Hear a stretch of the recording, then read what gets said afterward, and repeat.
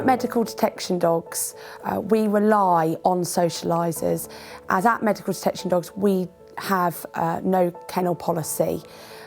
Therefore, we rely on volunteers taking our dogs into their family homes, working alongside our trainers, fully supported, to produce these lovely, well-trained dogs.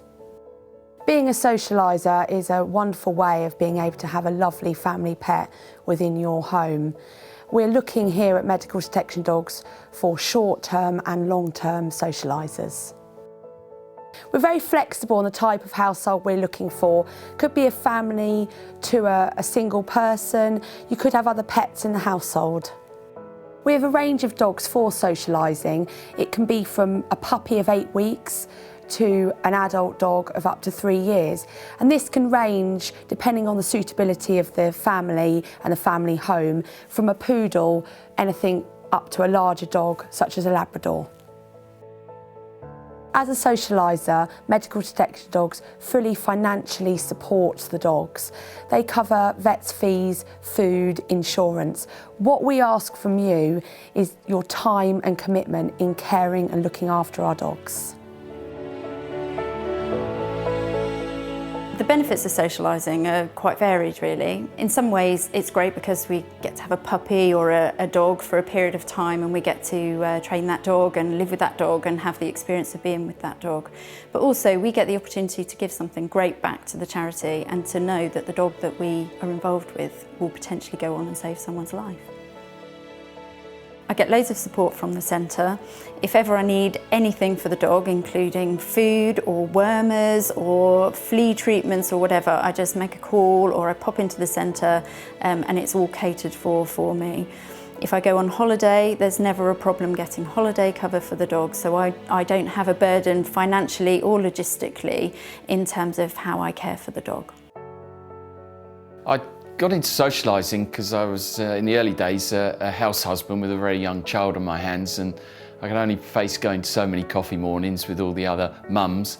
So I needed to find something else, and we'd had a dog previously. I'd enjoyed walking it and training it, and I guess it was an extension from there. Really took to socialising and taking my son along as well. He was very young at that stage. I continue to enjoy socialising because it gives you a great sense of achievement. You certainly enjoy the rewards of seeing somebody who's had their life changed as a consequence of you being able to provide them with a dog that helps them in their lives. Socialising kind of fits into our daily routine because we can continue to do the things that we'd like to do with a dog with us. We don't mind if people stop us and kind of ask us about what we're doing with the dog, because it's unusual to see it in some of the places we go to. But that gives us the opportunity to tell people about the charity, and it's all social interaction, which again has been a kind of side benefit to doing all of this. As a socialiser, I get involved in the training with this dog in terms of going to training sessions with the dog, and obviously they're coordinated by the trainers from the charity.